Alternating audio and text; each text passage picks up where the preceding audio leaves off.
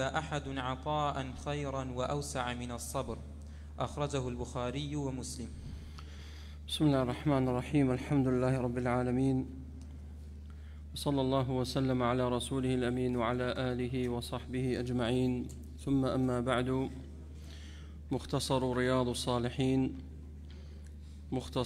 الصالحين من كلام سيد المرسلين للإمام النووي رحمه الله تعالى. لبابي صبر قيشت معنا فرمودي سيانزا حديث أبي سعيد خدري رضي الله عنه وعن الصحابة أجمعين. أبي سعيد خدري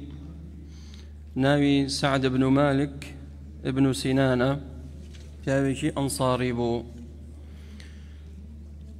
سەرەتای فرمودەکە دەفەرمێ أن ناسا من الأنصار، وخۆشی ئەنساری بوو. دایکی ناردی بۆ لای پێغەمبەری خوا عەلەیهی سەڵات وەسەلام زۆر نەبوون بوون، بۆ ئەوەی پێغەمبەری خوا عەلەیهی سەڵات وەسەلام یارمەتیان بدات. بەڵام کە چووە لای پێغەمبەری خوا صلی الله عەلەیهی وەسەلەم نەسیحەت و ئامۆژگاری کرد بەوەی کەوا خەڵکانێکن شایستە نین کاتێک داواکەن یاخود سواڵەکەن. بۆیە ئەبوو سعیدی خودری ڕەزا و ڕەحمەتی خوای گەوری لێبێت گەڕایەوە، وەری نەگرت. جا لێرە ئەم فەرمودەیە دەگێڕێتەوە ئینسان لە حاڵەتێکە کە نەبوونش بوو دەبێت سەبر بکات و سەبر بگرێت بۆ ئەوەی دەست لە خەڵک پان نەکاتەوە. طبعا ئەگەر دیقەتدەن لە فقهی ئیمامی نەوەوی ڕەحمەتی خوای گەوری لێبێت هەر فەرمودەیەک بێنێتەوە لە هەر بابێک ئیلا ئەو فەرمودەیە بۆ مەوزوعەکە. ئێستا ئەم فەرمودەی هاوردەوە لەسەر چییە؟ ئەو کەسانی کەوا کەم دەرامەتن، ڕزقیان کورتە، نەبوونن، سەبر و ئارامیان هەبێت، دەست لە خەڵک پان نەکەنەوە. حەدیسەکەی دوایی دێت باسی چی ئەکات؟ ئەوەیە کە ئینسان سەبر و ئارامی هەبێ کاتێک تووشی جەزعێکە بێت، تووشی ناخۆشیە بێت. ئەگەر کەسێک حەدیثەکەی دوای ئەوە ئەگەر کەسێکی لێ مرد دەبێت سەبر بکات. کەواتە بۆ هەر مۆزوعێک فەرمودەیەکی هاوردەتەوە ئیمامی نەوەوی ڕەحمەتی خوای گەورەی لێبێت. دەفەرمێ أن ناسا من الأنصار. ابن حەجەری عەسقەلانی ڕەحمەتی خوای گەورەی لێبێت دەفەرمێ زۆر هەوڵمدا بزانم ئەو کۆمەڵە خەڵکە کێ بوو نەمزانی، بۆیە خەڵکەکە نەمانزانی چێن بەناو، بەڵام کۆمەڵێک خەڵکی شاری مەدینە بوون، ئەنساری بوون. سألوا رسول الله صلى الله عليه وسلم فأعطاهم، ثم سألوه فأعطاهم. أمش أخلاق روشتي في غمر إخواب عليه الصلاة والسلام كان لا يرد السائلة.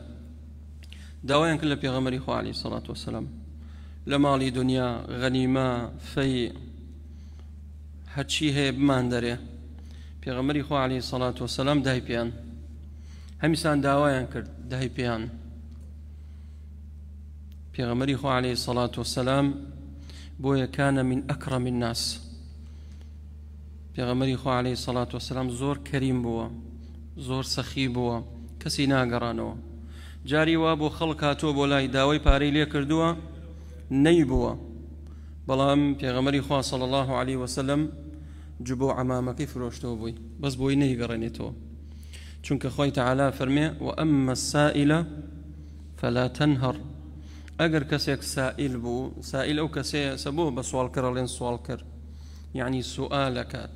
داواەکات، دەستپانەکاتەوە. فأما السائل فلا تنهر. ئەگەر کەسێک نەبوون بوو داوای لێت کرد تەریقی مەکەوە، جنێوی پێمەدا، سووکی مەکە. ئەگەر زانیشت کەسەکە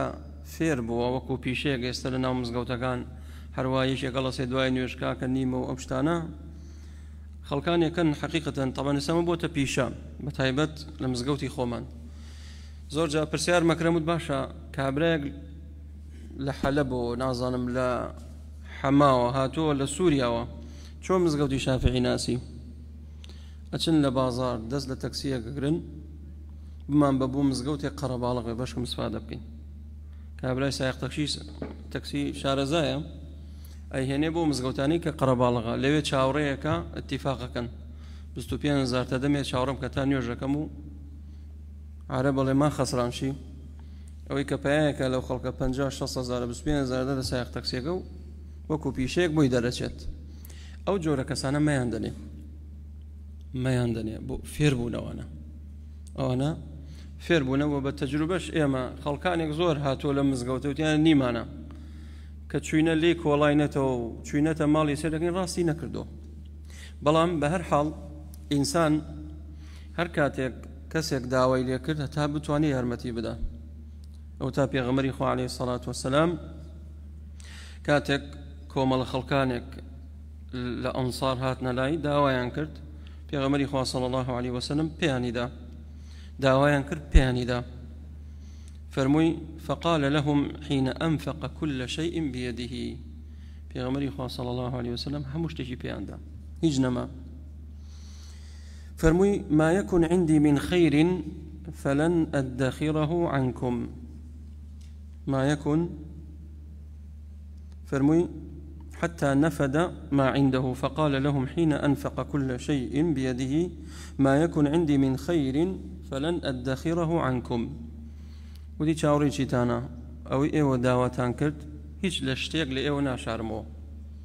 أو إيوة داواتان كرد سبارد بمالي دنيا بيتانم دا شتيكتان لي ناشارمو مالي دنيا بو چيه من فرموي ومن يستعفف يعفه الله هر كسيك يستعفف يعني شي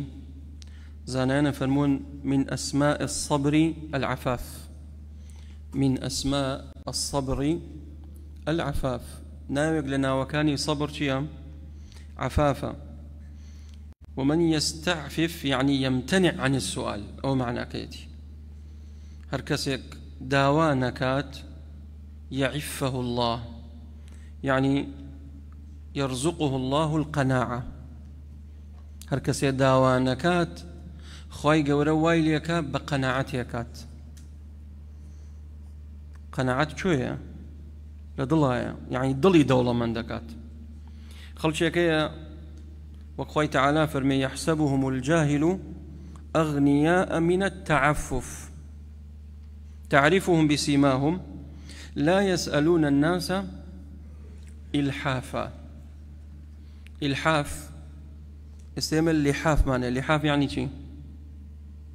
بعربي لحاف يعني شي بكردي بتاني لفا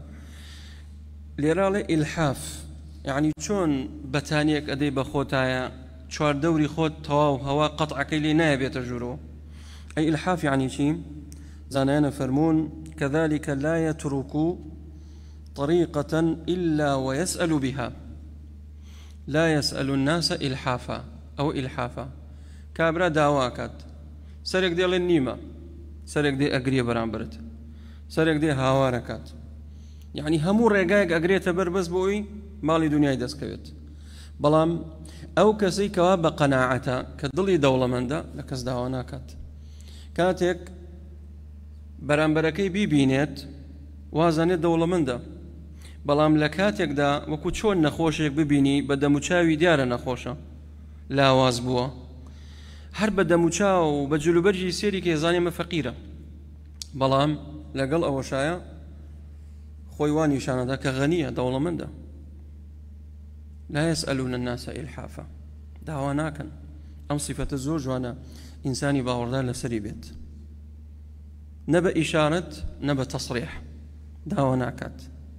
بوي ومن يستعفف يعفه الله يعني يعفه الله هر كسيك بيبيوست بيت داوانكا لخلق دز لخلق بان نكاتوا أو خواي قرواي ليكات بقناعتيكات ياخد رزقي شي بونيري مالي بي أدات بو چونك توكلي لسر خوايا خەڵکێکەیە دەوڵەمەندن بەڵام فەقیرشن چۆن فەقیرن قەناعەتیان نییە شەو ڕۆژ ڕاکات خەڵکێکشەیە ڕاتبەکەی 300-400 500 بە قەناعەتە بۆیە ئەو کەسە دەوڵەمەندە بەڕاستی نەک ئەوەی کەوا پارەی زۆرە قەناعەتی نییە بۆ ئینسان دەبێ عفافی هەبێت و دەست لە خەڵک پان نەکاتەوە. ومن يستغني يغنيه الله، هەر کەسێک بێپێویست بێت مەمنونی خەڵک نەبێت ئەوە خوای گەورە وای لێکا بێپێویست بێ لە خەڵک. يغنيه الله، خوای گەورە دەوڵەمەند دێکات. ومن يستغني يغنيه الله ومن يتصبر يصبره الله. ما دام فرموي ومن يتصبر ومن يستعفف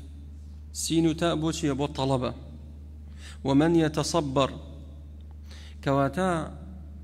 زانانا فرمون ليرة آية صبر وهبية ياخد كسبية. يعني شي آية إنسان كلا دايق بو خواي قورا وايليكا كأم كسا سيركي حلمي هي أناتي هي لسر خويا هلوشانية ياخد إنسان أجر تورجبو هلاشجبو أتواني خوي رابهني وتمرين بكالا سري. أما خلافة لبين زانين عندك لين وهبية واتا كسبينية هتشاني هولي بوبدين أو يك خواي قوروك ورزقك دابشي كردو هروكو شون لفرموديك فرميه إن الله قسم بينكم أخلاقكم كما قسم بينكم أرزاقكم. خواي قورا أخلاق روشتو خو روشتو آكار جوانا كاني لنيوان تانا دابش كردو هروكو شون رزق روزي تان دابش كراو. هند لزانيان بيان كوهبية خواي قورا أيدا بويا ليش الصحابة كان پیغمبری خوا صلی الله علیه و سلم فرموی ناوی اشج بو فرموی دو خصلت و خو روشت تیدایا خو پیغمبری خوا او روشتیان خوش بیا وتی چی یا رسول الله فرموی الحلم والانات فرموی حلم و صبر لسرخویی والانات انسان دبی اناتی هبی ولا سرخو بيت خلاص نبيت. فرمي يا رسول الله أما جبلية واتا هر كاتي خواهي قولي مني دروس كرد هر تيم دابو يان خوم بكسبي خوم أم دو روشتم پیدا كردو پیغمبري خواه صلى الله عليه وسلم فرمي جبلية واتا وهبية. بلام قولي راجح لما سليا صبر كسبية صبر كسبية شون بكومل خطوات يكم دبينين إن الله يعني أن الله أمر بالصبر لتشندين آيات خوي تعالى فرماني كردوه كوائمة شي بين صبروا خوراقر بين يعني شي يعني أي إنسان يباور دار أجر صبر شدني وكم تحملي با صبر تبيخ شو كخوي جورا ما دام أمري بيه كردوه كواتا إنسان أتوانيه خوي بقورت كامرا لي والله كاكا من تورم من ناتو أنا مخون بقورم حرواب مو اسفادينية نخيروانية. ومن يتصبر يصبره الله. هركسي لسر أو خو روشت التمرين بك خوي رابهني لسر أو روشت جوانا خوي قورا يصبره الله صبري بيدا بخشت. أما خطوية كم سيركي لتشندين آياتا خوي تعالى فرمي إن الله يحب الصابرين يعني شونك فرمي إن الله مع الصابرين. باش خوي قولا أوانيك وآرام قرن صابرا نصر طاعة عبادة كان يعني صبر يعني معصيتنا كان نصر قضاء وقدر صبر يعني هي كواتام إنسان أتواني صبر بقريت ما دام خوي قولا لقل صابرين ما دام پروردگار من صابريني خوش بيت خوراقران كواتا إنسان أتواني كسبي بكات أتواني بدستي بهنيت قرسنية سيميان ثواب أعد الله الثواب للصابرين دبينين خوي تعالى ثواب جزائشي بشوماري دانا وبوشي بو كساني كوا صبروا آرام قرن كواتا ومن يتصبر يصبره الله. فرموي وما أعطي عطاء يعني وما أعطي أحد عطاء خيرا وأوسع من الصبر. ليش فايدة بكين كفرموي ما يكن عندي من خير فلن أدخره عنكم. أو خير بمعنى شيء، بمعنى المال، بمعنى مال ديت بلغمان شيء. خوي تعالى فرمي وإنه لحب الخير لشديد. لحب الخير يعني لحب المال. إن ترك خيرا الوصية، بس وصيتك خيرا ليوم مستي مالا كواتا في غمر إخوان صلى الله عليه وسلم فرمي ما يكن عندي من خير يعني من مال فلن أدخره عنكم. ليتاني ناشارمو بو خير ليوم معناه مالدت. وما أعطي أحد عطاء خيرا وأوسع من الصبر. خواهي پروردگار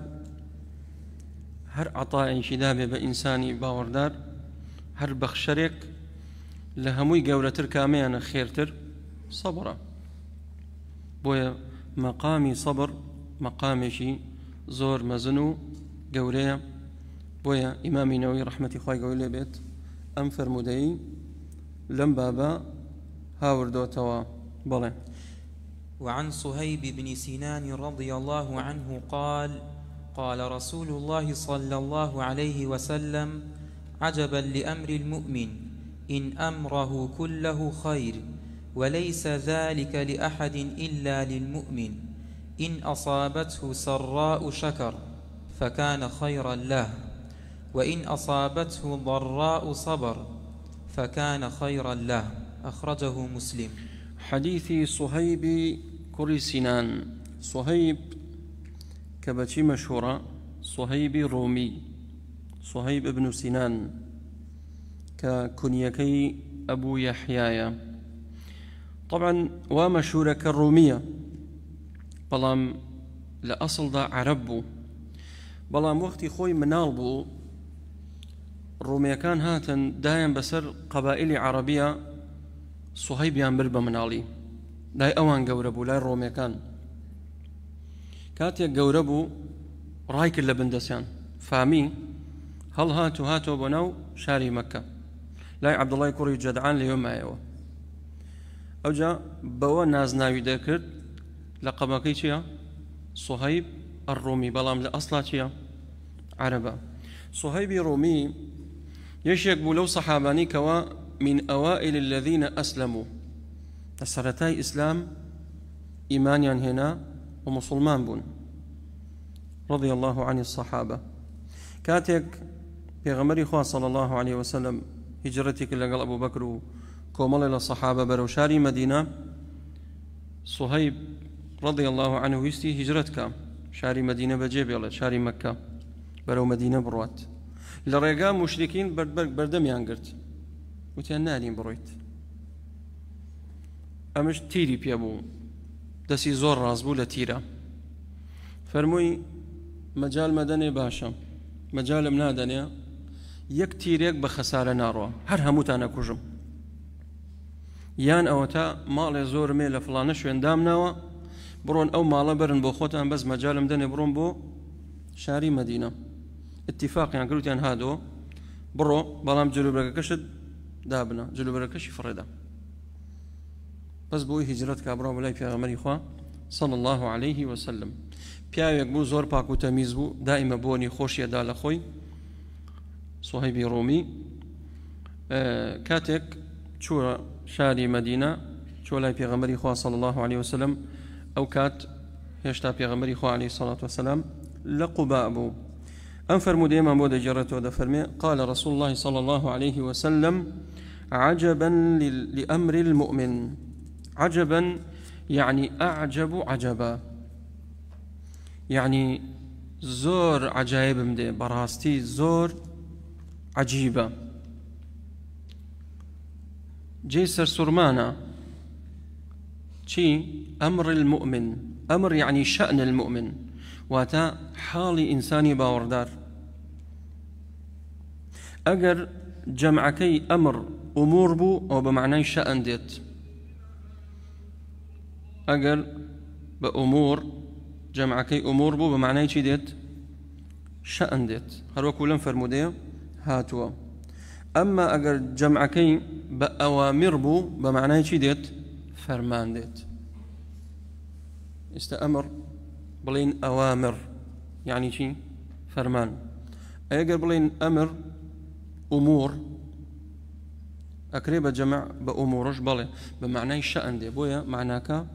أقوري سلام فرمودي فرموشي عجبا لأمر المؤمن وتالي شأن المؤمن براستي حالي إنساني باوردار جيتي رامانو عجائبو سرسور هنرا بو لمش بلغي لسر أوي كوا إيمان داران متفاوت هميان يكسانين لإيمانا ليك مرتبنين يك بلنين إن أصابته ضراء صبر فكان خيرا له وإن أصابته سراء شكر فكان خيرا له لناو إيمان دارانش يك بلنين هي زور شاكرة هي وسط هي كمتر كواتا إيمان دارانش لإيمانا تشين متفاوتا في غمر إخوة صلى الله عليه وسلم فرميه المؤمن الضعيف خير وأحب إلى الله من المؤمن القوي بلى وفي كل خير أو كسيكوا المؤمن القوي خير من المؤمن الضعيف وفي كل خير أو كوا إيماني بقوة جاوز لقلو إيمان داري كوا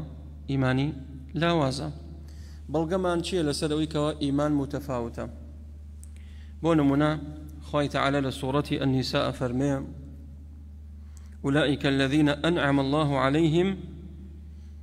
من النبيين والصديقين والشهداء والصالحين وحسن أولئك رفيقا أو تقسيما أنبياء دعاي صديقين دعاي صالحين شهداء أجر إيماني هم يكبوا بو خوي قالوا تقسيمي دانوا كواتا إيمان متفاوتة أمش عقيدة أهل السنة والجماعة إيمان هم يكنيا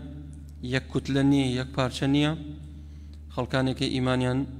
برزة خلقانك إيمانيا نزمة والذين اهتدوا زادهم هدى وآتاهم تقواهم فزادوهم چندين آيات باسي زياداك دفرمي إن أمره كله خير حتشي فرمانو إيشو كاري إيمان دارا حالي إيمان دار حموي بوي خيرا هر هنگايك بنا بخير بوي نسرت بو وليس ذلك لأحد إلا لمؤمن بو كسني إلا بو شنبي بو إنساني باوردار أي بو إنساني كافر نخير إنساني كافر كاتك لخوشيايا سباسي خواهي قورا ناكات أي لنا راحتيا بيت صبرينية بو دو جاتاوان بارا دو شري هي لخوشي ولنا خوشيا كافر لنا وشرايا لخوشي ولنا خوشي لنا وشرايا واتا دو جار شري بو هي هر بويا إنساني كافر قمي أو بخوات تيكي نان بخوات بوي حرامة حرامة بو چونك شايستنيا أو ناناخوا أو آواخوا سباسي خواهي قولا ناكات بلغمان شيا خواهي تعالى فرمي قل من حرم زينة الله التي أخرج لعباده والطيبات من الرزق شيء أو رزق روزي وباكو حلالي لسر إنساني باورداران حرام كردوه كواتا الطيبات من الرزق أو رزقي كوا باكو شاكو حلال بو حلال بو شيء فرموي خواهي پروردگار قل هي للذين آمنوا في الحياة الدنيا قل هي للذين آمنوا في الحياة الدنيا واتا أو رزقا حلال بو شيء بو باورداران فليس ذلك لأحد إلا لمؤمن. بس بو باورداران حلالا، أما بو إنساني كافر حلال نية. لسر قمآوك لسر تيكنانك كأيخوا محاسباك لسري بو سباسي خواهي قولي لسر نكردو محاسباك لسري. أما لدنيا أي لقيامته آياتك بشتيلة خالصة يوم القيامة. بلام لقيامته كافران بجدار نين لقل باورداران كاتيك أشنا بهشتوا أو الرزق بوشي حلالة بس خالصة بس بو إنساني إيمان دارا. بو يخوي تعالى فرمي قل هي للذين آمنوا في الحياة الدنيا خالصة يوم القيامة. بو إيمان داران لأصلا لدنيا بلام كافران بجدارن تيدا إخونو نانو آوي دنيا كسباسي لسرناكن خواهي قورا محاسبينك لسري لسر وردو درشتي نعمتكاني خواهي قورا أي لروجي قيامة خالصة يوم القيامة تايبة بس بو باورداران. بو يكاتيك جهنم يكان دا سورة أعراف خواهي قورا باسيانكات ونادى أصحاب النار أصحاب الجنة أن أفيضوا علينا من الماء أو مما رزقكم الله. أوان لو لام دا دلنشي قال إن الله حرمهما على الكافرين. خواهي قورا أمره حرامي كدو لسر كافران كالنازو نعمتي بهشتيان بوبي آيو فينيكيان بوبي خواردني كوا إسراحتي ليبكان شتيوانية. بويا إن أصابته سراء يعني سراء شكر إنساني باوردار كاتيك لخوشية سباسي خواهي قوراكات كاتيك لشصاغة سباسي خواهي قوراكات كاتيك ساريشية سباسي خواهي قوري لسركات كاتيك خانويشية سباسي خواهي قوري لسركات. أما إنساني إيمان دارا كاتيك علميشية بخوينا نازد سباسي خواهي قوري لسركات. أو سباسي كم جاء اعتراف كي بدل تقراري دلتا اعتراف كي بو نعمتي خوا أو جاء بزمان حمد سباسي خواهي قوري لسركي أو جاء دبي بچيش بأندا مكاني لا ششد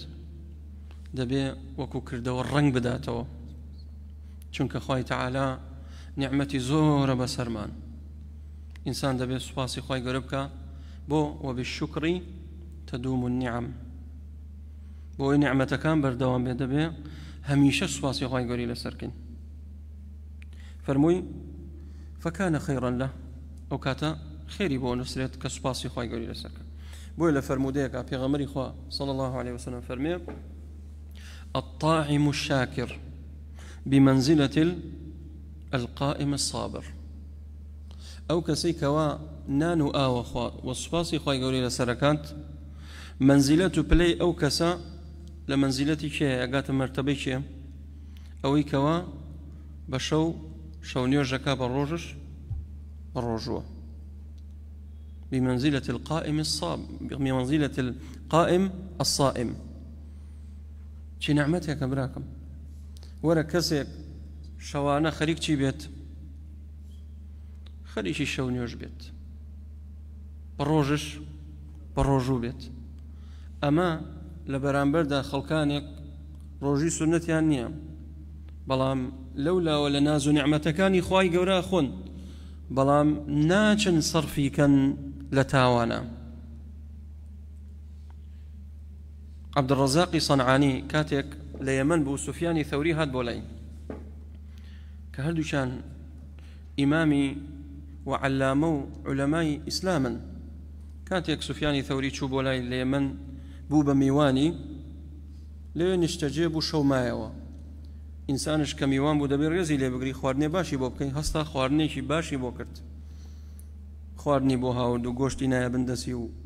تيري خوارد. سفياني ثوري فرموي إن الحمار إذا زيد في علفه زيد في عمله. فرموي جودريش برجين بلا رؤيوا اگر آلفي زور بديتيا دبي زورش چي بكا زورش إشكا بۆیە ئەم شەو ئێمە ئەم خواردنە خۆشەمان خوارد ئەم شەو هەتا بەیانی ناخۆمە بێ شەو نوێشکەم چەنێ ئێمە ئەو نان و ئاوا خۆین ئایا هەستاین لە بەرامبەر ئەو نیعمەتی خوای پەروەردگار لە بەرامبەرە سوپاسی خوای گەورەی لەسەرکەین چونکە براکانم شکر بە زمان نییە شکر بە دڵ و زمان و لاشەیە اعملوا آل داود شكرا چەنێ ناز و نیعمەتی خوا خوین خوای تعالی فەرمێ لتسألن يومئذ عن النعيم لتفسيرەکە زانە چی مفسرین دەفەرمون ئەو پەرداخە ئاوی کە ئەی خۆیتەوە ئاوە ساردا لە هاوینە کە گشتمان حەزمان لە ئاوی فێنەکە لە هاوینە ئەو ئاوا خۆیتەوە لە ڕۆژی قیامەت خوای تعالی پرسیارە لێکە ئایا سوپاسی خوای گەورەت کردووە لەسەری یاخود نا لتسألن يومئذ عن النعيم پرسیارتان لێکرێ سەبارەت بە نیعمەتەکانی خوای گەورە هەروانیە تۆ والذين كفروا يأكلون ويتمتعون كما تأكل الأنعام أو بباورانا نانو آو خونو أخون لنعمتكاني خواهي قولوا سباسي ناكن هل وكتشون كما تأكل الأنعام وكتشون آجلنا نخوات آو أخوات أو هبيركنو إما إنساني باوردان نابي وكوان بيت خواهي قولوا أوهم نعمتي بيد داوا كوا سباس قردني خواهي قولوا سياري بيد داوا الحمد لله والله سباسي خواهي قولهم كله بلان بسياركي لولا رابو زينا بسياركي رابو شوني خراب بسياركي رابو نرجيل خانة بسياركي بولاي هاوري خراب أروات كواتا خلال كوتناوشي شكركتو خواهي قولة خانوي بيداوا تشي لناو خانوكي تاواني تياكات مشروبي تيا أخواتو زيناي تياكات أو سباسي خواهي قولة نكردو لسلو نعمت كواتا دەبێ ئینسانی باوەڕدار لە هەردوو جانبەکە بۆی خێرە کاتێک لەسەر ڕائابێ لە خۆشیە بێ الحەمدولله سوپاسی خۆی گەوراکات بەڵام کەی مەعدەنی ئینسانی باوەڕدار دەرەچێت کاتێک دووچاری ناڕەحەتی بوو ئێستا هەمومان لە کاتی خۆشی ئەڵین چی الحەمدولله دڵمان خۆشە بەڵام کاتێک تووشی بەڵایەک بووی تووشی ناڕەحەتیەک بووی دەرەکەوێت ئایا تۆ کەسێکی ئیمانداری ڕاستەقینەی دیاخۆدنا بزانم سەبرە گریان ناخوای گەورە تاقی دەکاتەوە خوای تعالی فەرمێ وبلوناهم بالحسنات والسيئات لعلهم يرجعون ئێمە تاقیتان دەکەینەوە بە حەسەنات و بە سەیئات بە خێر و بە شەڕ ئێمە لە ناو تاقیکردنەوەیان ئێستا بۆیە سەحابە ڕزای خوایان گەورەیان لێبێ دەفەرمێن لەوانە عەبدوڕەحمانی کوڕی عەوف دەفەرمون ابتلينا بالسراء فصبرنا ابتلينا بالضراء فصبرنا أما فلما ابتلينا بالسراء فلم نصبر كاتك أوهم نارحتي كتوشما بو صحابة مشركين أهاتن برباران مانیانە کرد لێمانیانە دا دەربەدەر کراین چەندین کەسمان لێ کوژرا سەبڕمان گرت بەڵام کاتێک ماڵی دنیا هات بۆمان زۆربەمان سەبڕمان نەگرت زۆربەمان سەبڕمان نەگرت بۆیە پێغەمبەری خوا صلی الله عليه وسلم فەرمێ والله ما الفقر أخشى عليكم قەت مەترسن لە فەقیری چونکە خوای گەورە ڕەزاقە من لەوە لێتان ناترسم رسول الله فرمي صلى الله عليه وسلم من لفقيري لي وناترسم ولكن أخشى عليكم أن تبسط عليكم الدنيا من لواترسم دنيا تنبو بكريتو چونك الدنيا حلوة خضرة خوشة صوزة إنسان فري ودات ولا يغرنكم بالله الغرور دنیا چییە ئینسان هەڵە خەڵەتێنێت هەروەکو چۆن کچێکی جوان خۆی عەرزەکا بۆ گەنجێک ئەو گەنجە هەڵە خەڵەتێنێت دنیا ژوایە دنیا ئەوهایە خەتەرە دەبێ وریابین معدەنی باوەڕدارش کاتێک بەڵاو موسیبەتەکەی تووشە بێت ئەلەوێ دەرەکەوێت ئایا جەزەع بێت واتە ناشکورە بێت بتوبۆڵێتی ناڕازیە یاخود ئەوتە سەبرەگرێ و ئارامەگرێت ئەگەر سەبر و تەحەمولی هەبێت ئەو لەو تاقیکردنەوە و لەو ئیمتیحانەش ڕزگاری بۆ فەرمووی وئین ئەصابەته ضەڕاء صەبر فەکانە خەیڕا له ئەمەش بەس بۆ کێیە بۆ ئینسانی باوەڕدارە لێرە دەوەستین ئینشاء الله دەرسی داهاتوو تەکمیلەی حەدیثەکانی ترەکەین صلى الله وسلم على نبينا محمد وبارك الله فيكم. شيء برسالية